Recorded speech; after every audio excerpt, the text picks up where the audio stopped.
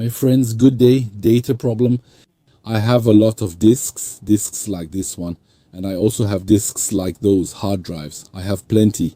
I have a garage full of those disks because you see, for a very long time, information technology was my job. And every time a computer broke down, well, I would get rid of it, of course, but I kept the disk because there is data inside. So over time, I accumulated a bunch of disks. Today, I want to get rid of them. The problem is, never in your life, my friends, never throw a hard drive in the trash. Because there's a lot of stuff in there, and not the least of it. There is, for example, here probably, if I put it on a computer, there is probably a Windows installation. We'll find my desktop, documents, browsers, bookmarks, and saved passwords, even if many have changed.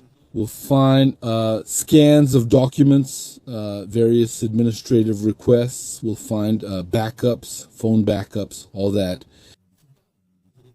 So honestly, identity theft these days is the national sport in a lot of countries. There are people who ended up with a bank loan taken out in their name. There are people who ended up with that.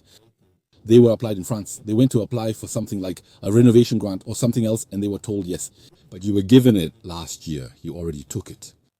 There are people, they applied for a visa for a spouse or for a relative or something, and they were told, yeah, but you already sponsored a family 6 months ago. You brought a family from Africa. It's not them. The more you throw things like that, the more catastrophic it gets. So here I have one. I have a CD. I have a machine at home to shred them. You see, it's very nice. It makes little pieces, so it shreds them, right? It shreds them, but I understand that not everyone has that. So if you have this kind of disc, what you need to do is scratch them, right? And you break them into several pieces. It becomes very hard to read.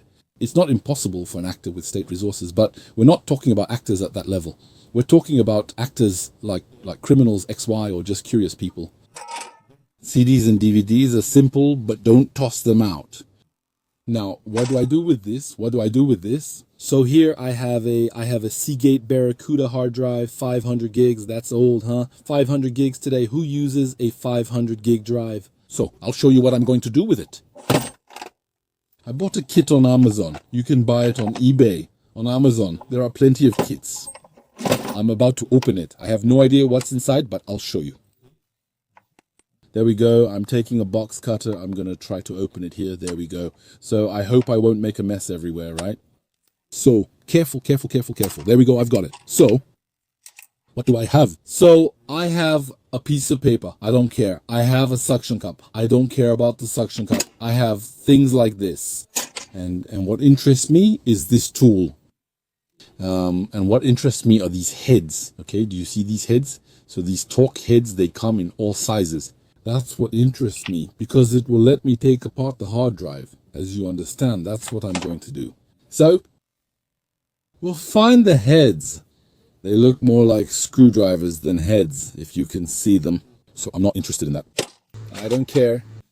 Actually, you don't even need to see them. You have a pattern here, right? You have a pattern that's well placed that lets you know what it is. So if you look at the disc, you have several things. It's a box. You have an electronic circuit here, right? And you have a screwed on lid here. So this electronic circuit is essential. It's very important.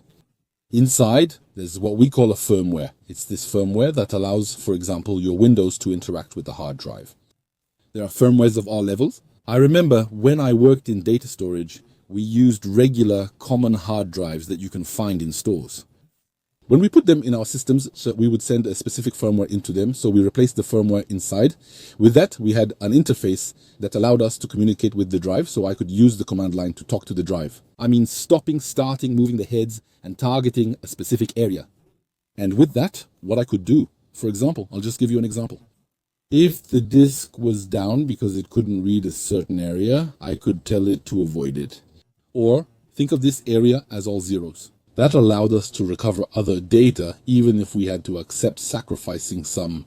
You see, data recovery from disks is a real science. That's why you have to be very careful with the disks you throw away. So, I'm going to try, right?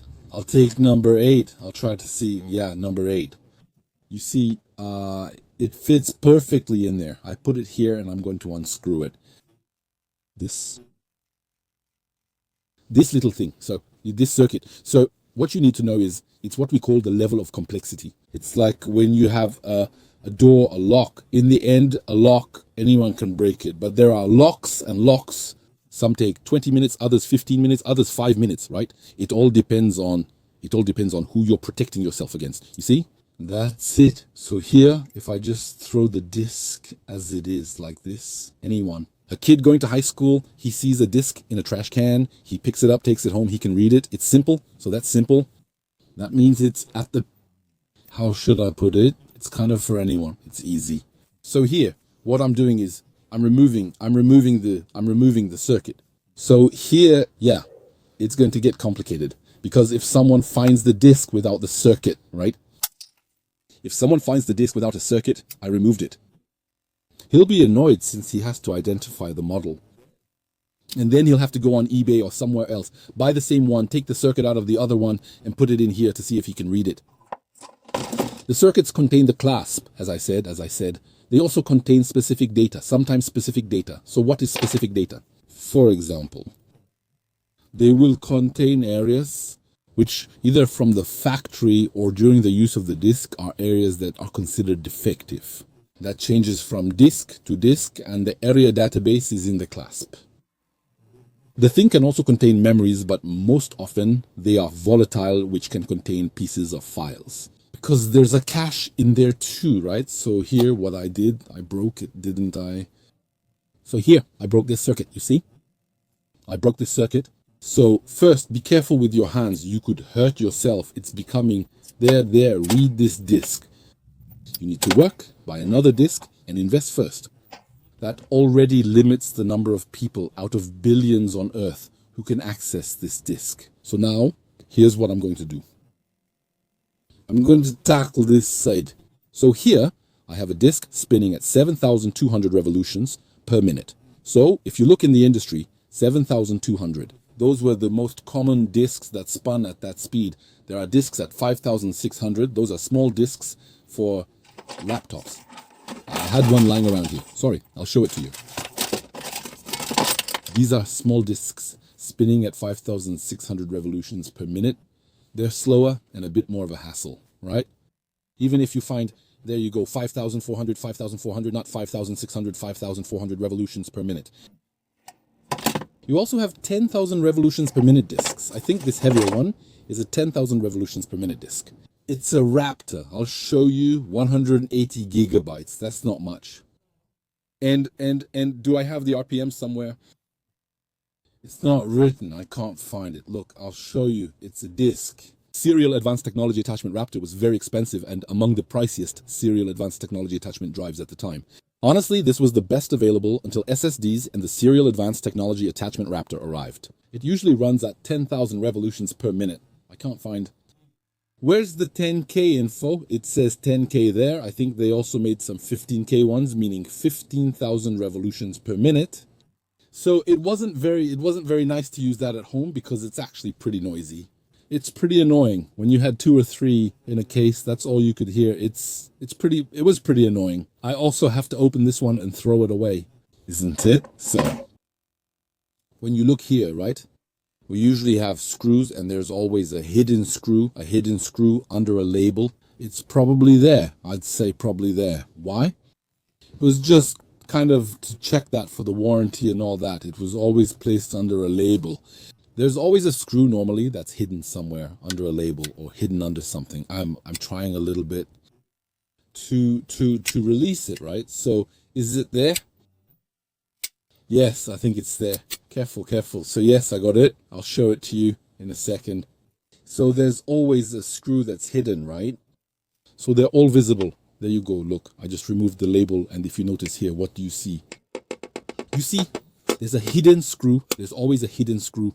If you don't remove this screw, you won't be able to take apart your drive. And I'm going to start with this screw. You can start with whichever one you want. I'm just starting with this one, that's all. So I'm unscrewing it, right? I'm unscrewing it. And the goal is really to do this for each disc. It's to remove. Now I'm starting to have little screws lying around everywhere. There are quite a few here on this one. Look, there we go. I'm almost there. I'm almost there. I'm almost there. So you see, I'm going to remove it. There are 3 left now, 3 left. And we'll see what's inside. You'll see. The contents, right, of a hard drive. Back when I worked in the music industry, I was in the business, as they say. Actually, there are some. I can give you a technique to make money. You know, there are certain companies like banks, not doctors, but clinical hospitals. They are under regulations extremely strict about hard drive management. That is everything that enters the hospital. When a hard drive arrives at a hospital, its serial number is entered into a database and it's tracked for its entire life. And even when it breaks down, they're not allowed to throw it away. When it breaks down, or after 3 years at the end of its life, when it's out of warranty, the manufacturer is gone, or for other reasons. Once we remove the data, we can't just throw it away. You need proof the disk was destroyed, and some companies provide this service. That do this, that specialize in it, that will destroy the disk for you using certified methods. Sometimes they have machines capable of destroying. To turn a hard drive made of metal like this, to literally turn it into powder. So there you go, I removed it. So as I was saying, you can make money. I was telling you, you can make money. If you start a hard drive destruction or media destruction data preservation company, you can make a lot of money. Really, there's money in it because there are companies, Health Insurance Portability and Accountability Act for everything medical. That's HIPAA. It's an American standard, but a lot of companies, even in Europe, follow it. You have the General Data Protection Regulation in Europe, in the European Union, and you have other data protection systems that make data really a heavy responsibility for the company. So there you go. What do we have here? We have hard drives. Hard drives. Yes, very nice. There already. There. Now it becomes very, very hard to read. Already what I just did there. Already what I just did. Someone might ask, why not just erase the data? But that doesn't work. Because the problem with those things is that when you put data on them, it's on there forever. You can't remove it. Why is it magnetized? The disk is magnetized. When you delete files, Windows doesn't truly erase them. Instead, it updates a table in Windows, not the files themselves. It will erase them from there. It will erase the pointer to the file, but the file is still on the disk. That's why we can recover them. There are programs that restore deleted files. You have to write over it. So the American Department of Defense has approved algorithms for overwriting disks, right? So those algorithms, that takes hours and hours because it's a lot of writing with somewhat random data, precisely to make sure that there is no more data on the disk or to make sure that recovery is very difficult or impossible. But anyway, that's it. So I'm unscrewing this while I'm talking to you. You see here on the rotation axis, I've used the Torx 8 for a while, nothing special. So as I was saying, the problem is even when you write, that's why the Department of Defense requires multiple passes of writing. I'll tell you why, because these heads aren't super precise. They go over a track. You can imagine that they divide the disk, that they divide it into sectors to see them as a track like this. And the problem is that they go over a track or over a sector. They write zeros and ones. Okay, next time when they go over to erase or rewrite on them, they will be slightly offset compared to the first time. Not by much, but they could be slightly offset. So there will be traces left laterally. There will be traces of the old track we wrote on. You see, there are traces left, and so we can find them.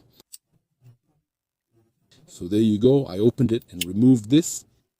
And now the discs, you see, there's the head here, which is there blocking them, the discs. I'm going step by step. I should have brought a big screwdriver. Now I'll gradually start removing them, as you can see. Here you go. I have the disc, but there's still one more and some plastic blocking it. So from one disc to another, of course, you'll find it. Now I can't twist it because the mass is too heavy now. At this stage, it's very difficult to retrieve it. That means now the high school student I mentioned earlier who finds the disk won't be able to retrieve it. On the other hand, someone can take the disk as it is, just like that, and give it to a data recovery company. They might not recover everything since I scratched it, but they will be able to. I'm at a loss for words today. They'll still recover part of it because they have benches. They have those discs. They clean them. They put them on special benches in their laboratory. They have motors that spin them at the required speed.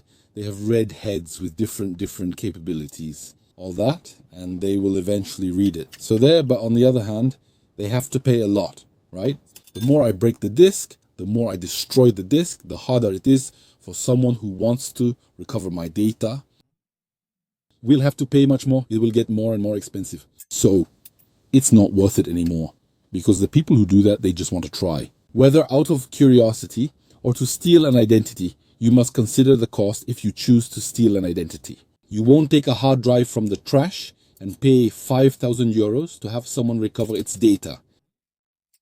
And then they say, no, there's nothing in it. The drive was formatted and, well, we found some vacation photos. There you go. You have this kind of guy. I'm not saying he was in Turkey or where he was or that he films videos from his car.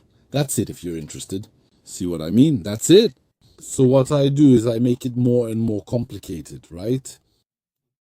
I make it more and more complicated to recover the data on the disk. That is, until it no longer makes any sense.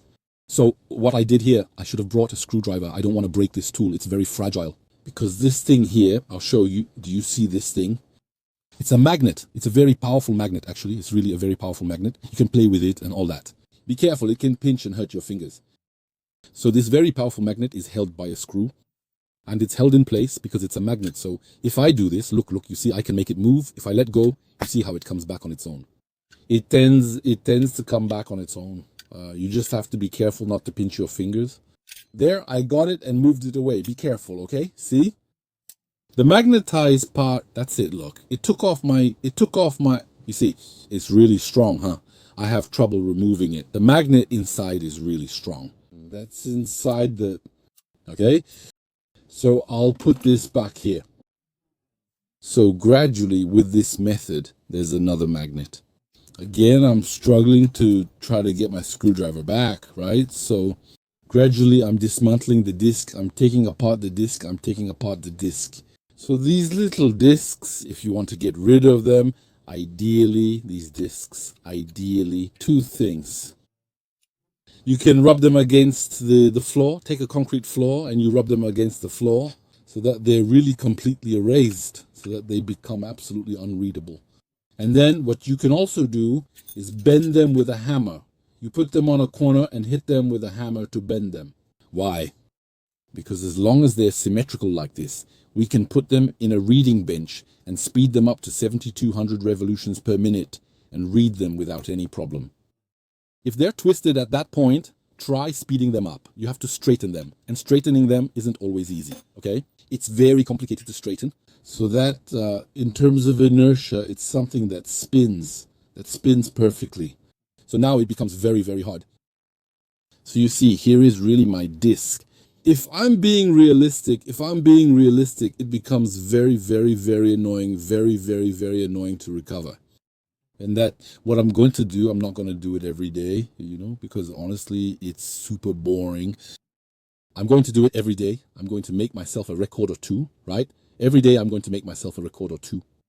And then that's it until I only have records like this. If it amuses you, we can take where is it?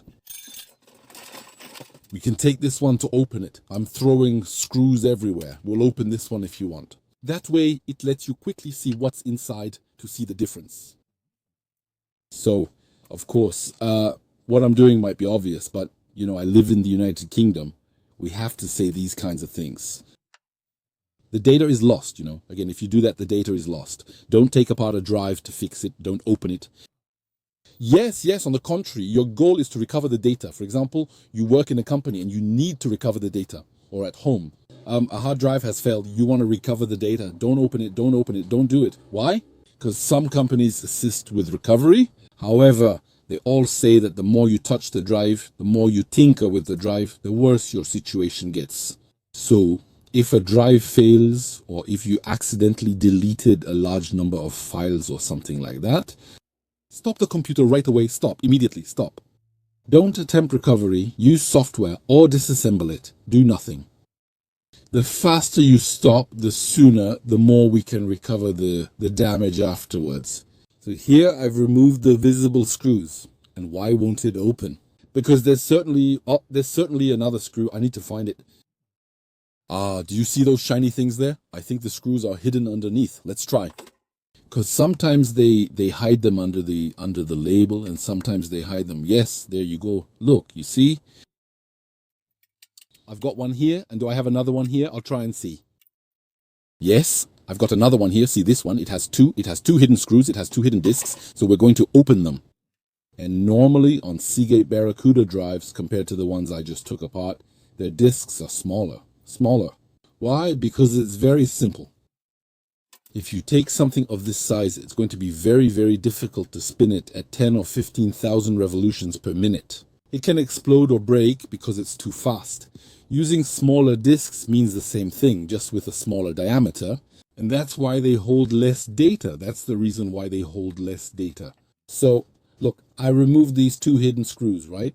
Now, I take this plastic thing and I'm going to try to pry somewhere with it, right? With the goal of opening it. Normally, you don't need a lot of force. Normally you don't need a lot of force. Although here it looks really, really, really stuck. I'm checking if there's nothing. I'm trying to see with my nails. Under the label, if there's not another screw somewhere. Wait, is there a way, right? Is there a way? I don't have a screwdriver. I should have brought a more powerful screwdriver.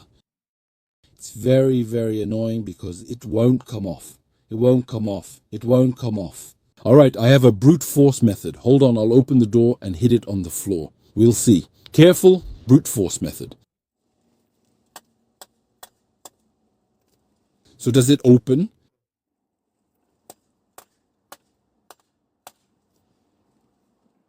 No, it doesn't want to open. Wait, I still have a tag here. Ah, I have a tag here. I find a tag on the side, hoping that this tag has, right, something. Ah, I'm directly on the trays here with a tag on one side. Is there a tag on the other side? Is there a screw missing? Is there a screw missing? Wait, I'm scratching. Ah, I told him that the African method wasn't really recommended because, you see, there you go, there you go, there you go. Look, by scratching here with my nails, I found a dent in the label, on the label, and I think there's yet another screw. See, using brute force methods, right, is never recommended. So, if I were in a job interview and they gave me this as a task, I would have already, right? I would have already failed the interview. They would have said, did you see him? Did you see what he did? He slammed the disc down, which shows that brutal methods are never good. You see, look, there was still. The lid is tightly closed. There you go. So it doesn't want to open right now. I mean, it's still surprising. You see, that's how it is. Maybe we'll return to the African method. And you see, wait, I'm still touching. No, going back to the African method. Careful.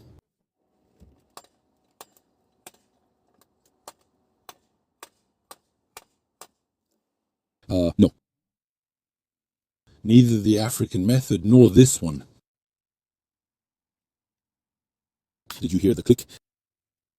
I opened it. So it was opened by a conjugation, right? It was opened by a combination of African and Western methods, you see. There you go. I am an African living in Europe, you see. Both parts of my life acted together, right, to open this disc. So let's open it together. Careful, careful. We're going to discover what's inside. Ah, the insides. Careful. 1, 2, 3, 4, 5. Here's the disc. So the disc. If I compare, I'm going to compare. I'll show you the 10 that are here to this one. You see the size? There's a difference. I'm going to take one out so you can see it like this because you can't really see it. I'm sure that from where you are, right, you can't see it very well. So I'm going to unscrew the screws that are here on this thing that turns in the middle.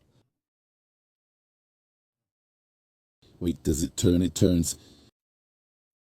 Yes, a magnifying glass is recommended. No, I'll have to find a smaller Torx. So I took the next Torx. I told you, didn't I? Here we're using a slightly smaller Torx, my friends. So wow, wow, wow. Oh, but this thing is microscopic. It's really microscopic. Wait, since it's so tiny, I'm going to do something. I'll show you. We have on iPhones, right? Well, on every phone on Earth, I think, we have magnifiers. I'll use a magnifier and show you how it looks. Wait, what are we looking at? There you go. I don't know if you can see. Ah, wait. We can't see anything here. Wait, what am I doing? So now can you see? So do you see the thing? That's what I'm trying to attack. That's the thing I'm trying to attack. We need a smaller Torx, right? I hope I didn't just toss my Torx bits around randomly. All right, what's this? So this, no, those are regular screws, common ones. This, now here, I have Torx. Yeah. I think with this, I have a chance. Wait, with this, I have a chance. So I'll try with a really small one. Maybe this one. Yeah, I'll try with this. I'm not too sure. No, too big. Come on, a little smaller. I would have liked to show you, right? I would have liked to show you. A bit more, a bit lower. A smaller one is barely hanging on. Careful. No, that's too small. Oh no, it's in between. It's between the two. So, is there an African method to open the disc? Is there an African method? A really, really brutal method to open it? Actually, what I'm trying to show you, what I'm simply trying to show you, is that this disc here, I don't know if you can see it, is smaller than this disc. I don't know. I think it's obvious. It's clear. It's obvious when you look at it here, but well, there you go. Now, once again, this disc, given the way I took it apart, it becomes extremely difficult, doesn't it? To recover the data. So I'm going to do this with all the discs. And it's really annoying that during the recording of the video, I already lost these tools. You know, the problem is that it gets lost more and more easily. So folks, we're going to check something out, maybe, since we're here. We have a little one. We're going to open a little one. Again, we're going to open a little one to show you. Ah, there we go. I found the Torx. Careful. Ah, it's just us. It's not. It works. Attention. Don't move. Stay where you are. Attention. We will be able to demonstrate this by the experimental method, which is the best method of all. So here I'm unscrewing, right? I'm unscrewing. I want to get back the little disc. To show you that on the Raptors is not crucial information, right? But it will let you see that the discs that spin faster are smaller.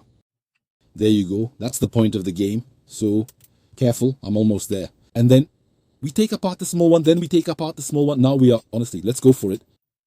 Careful. What I'm telling you is the same for SSD drives because they don't have any. If you open them, you see what we call NAND. You have circuits with boards. It's a board, an electronic board. It's an electronic board inside that contains data. It's non-volatile. Be careful. That means even when you turn off the disk, which isn't supplied with electricity for years, it keeps the information. All right, so SSD drives are the same, except you have to take them apart and then you also crush them with a hammer. Look, this one spins at 7,200 revolutions per minute. And this one, do you see? I'm not cheating. Wait, look, I'm putting them there with the other one. And you see that it's smaller. You see? There's a difference in area because of the 5 millimeters here, right? So there's a difference in area. And in diameter, of course. So just for the road, let's take apart another one. We'll take apart another one for the road. This one, the laptop one.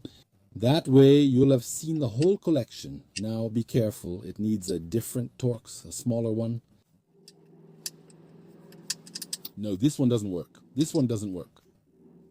Wait, let's go even smaller. You see, that's why it's sold as a kit. Yes, that's it. It's sold as a kit.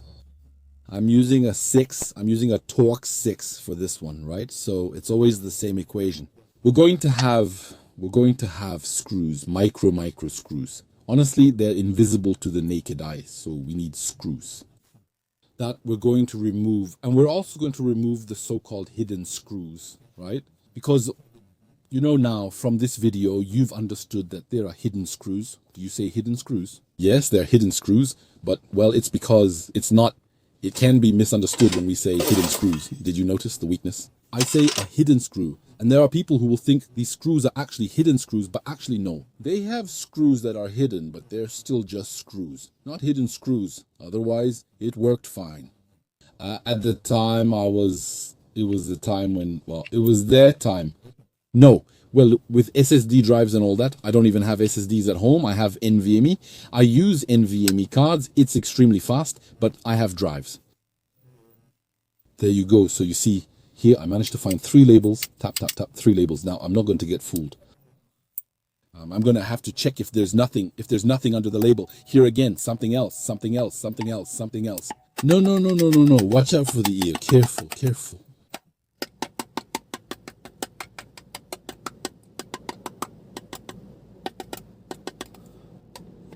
No, it's fine. Sometimes, with the ear, So then we're taking it apart, right? We're taking it apart. Well, I understand I left information technology because that's how it is, After a while, I really like computers and all that. But the people around, the people who hang around are pretty unbearable, unfortunately. The companies tend to be toxic. Oh, there you go. I'm opening it. Careful, careful, careful, my friends.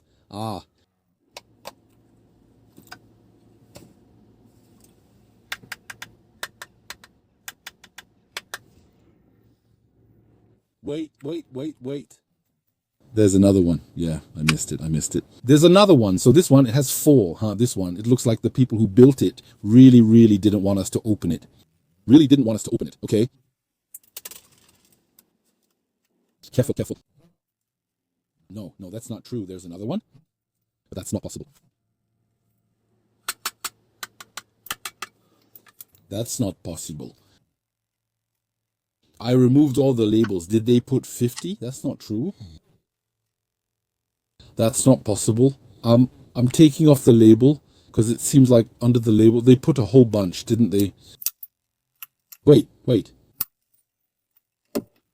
It's like a can label, so I'm removing it. See, it looks like a label on top.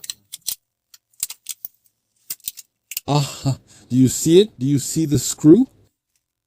Can you see it? Can you see it or not? Actually, what they did is they put the label, and under the label, they put another golden label. The screw is there. So, if there's still a screw left, it becomes very hard to open the panel. You can't open it, you just have to twist it. Wait, there you go. I'll show it to you. Can you see it now? It's right there, you see? There's still one more screw.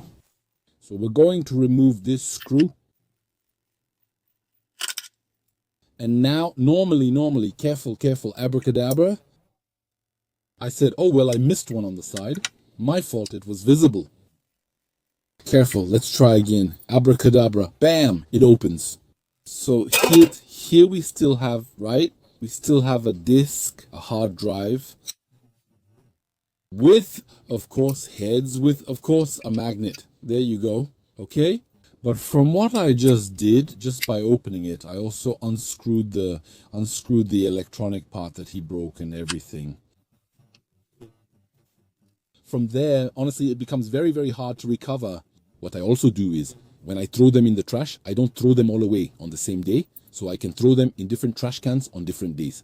That way, out of the 8 billion people, someone would still have to be able to recover the trash and gather the discs from different trash cans that have been taken away. Maybe even at different landfills on different days. So that makes it, there you go, that's it. So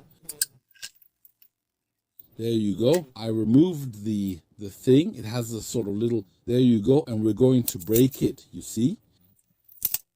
So now, good luck reading that. Good luck. There you go, my friends. It was just to show you that the security of this data is very important, whether it's in private or in the business world.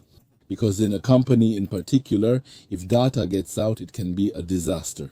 That is, if you look at the General Data Protection Regulation in Europe, it's really, really strict. You know, it's about percentages. That's what companies have to pay in case of data theft. And if we consider that the company wasn't very careful, we can end up with situations like that. A percentage, I think it's 2% or 4% of the turnover, not from the income, not from, how should I say, not from the company's profit, but from the turnover. You can have a company managing millions, but still operating at a loss. It hasn't earned anything and it's required to pay a portion of its turnover up front. So it's really, really serious, my friends. Really very serious. There you go. I'll leave now. I'll keep taking apart my discs, then break them into pieces and scrape them on the ground. I'm going to break them, right? I'll break them with a hammer, and then after that, I'll start throwing them away.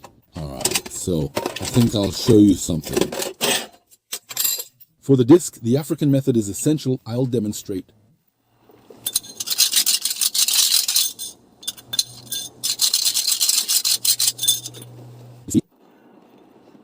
You see how I'm scratching it? There, it's very, very hard to read, really very hard to read. And then I take it out and then I throw them away and then it's over. It would literally take, I don't know, you'd now spend 100,000 per disc just to recover half a file. It's not worth it. Thank you, my friends, for listening up to this point. It was just important to remind you a bit about data security, and I'll see you in a very soon video. Please subscribe. It's a way for you to show that you appreciate my videos. See you very soon.